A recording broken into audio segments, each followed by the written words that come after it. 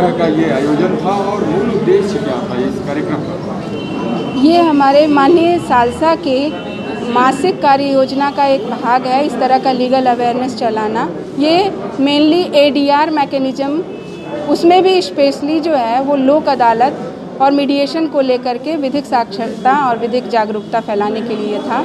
और इसमें माता पिता और वरिष्ठ नागरिक भरण पोषण अधिनियम को लेकर के भी उनके अधिकारों के बारे में, जैसे कि वहाँ पर ट्रिब्यूनल में अधिवक्ता की उपस्थिति बिल्कुल ज़रूरी नहीं है, उनके बिना वहाँ पे कार्यवाही की जा सकती है, ये सारा मैटर भी उठा करके बताया गया, आम जन तक ये बात पहुँचे।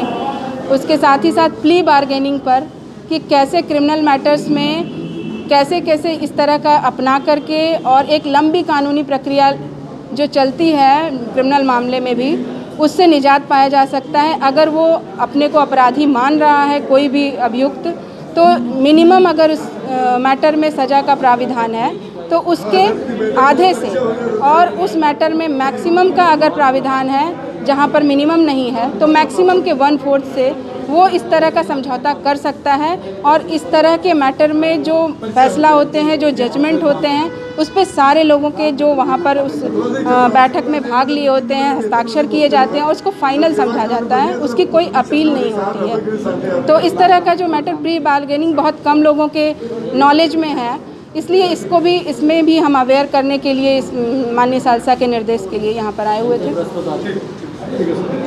कितना लाभ इस कार्यक्रम का मिलेगा? मुझे लगता है कि बहुत लाभ मिलने वाला है। और जिस तरह की यहाँ पर सोशल डिस्टेंसिंग का पालन करते हुए लोग आए हुए थे और अपने प्रश्नों को रखा, लोग सामने आए, अपनी व्यथा को सुनाए और इसमें उनकी क्या सहायता हमारे विधिक सेवा प्राधिकरण की तरफ से हो सकती है, इसको उन्होंने जाना। तो मुझे लगता है कि 50-60% तो मैं सफल अपने को मान रही हूँ कि इससे सफलता मिलेगी। अभी भी कुछ लोग कार्यक्रम में जो नहीं आ पाए, उनके लिए क्या अपील रहेगी मैम इस कार्यक्रम को लेकर? बिल्कुल, मैं उनसे यही अपील करना चाहूँगी कि हमारे विधिक सेवा प्राधिकरण की तरफ से जो लोक अदालतों का आयोजन किया जा रहा है और प्ली बार्गेनिंग के बारे में जो हमने बताया, उसके माध्यम से भी उनके क्रिमिनल मामलों का समझौता किया जा सकता है और एक फ़ाइनल जजमेंट तक पहुंचा जा सकता है। मीडिएशन के थ्रू वो आकर के अपने मामले को हमारे विधिक सेवा प्राधिकरण के मीडिएशन सेंटर से इसका लाभ ले सकते हैं।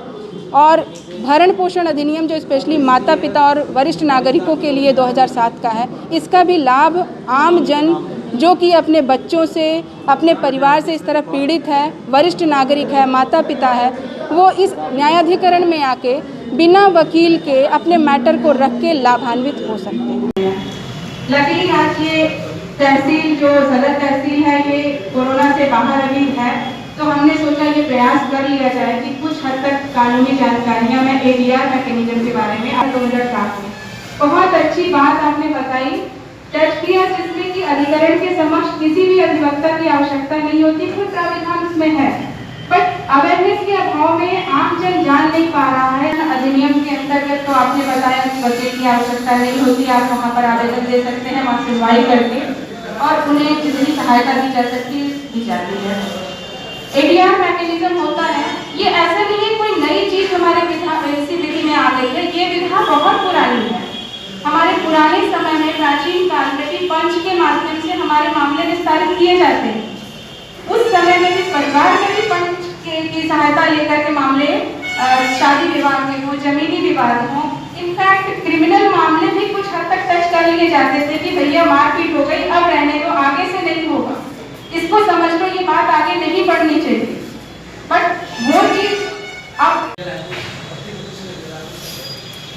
इनहेरिटेंस की बात बनाती है, लॉ तो ये कहता है कि जहाँ तक उसका पोर्शन डिसाइडेड है, मैं चाहिए कि वो आपकी है।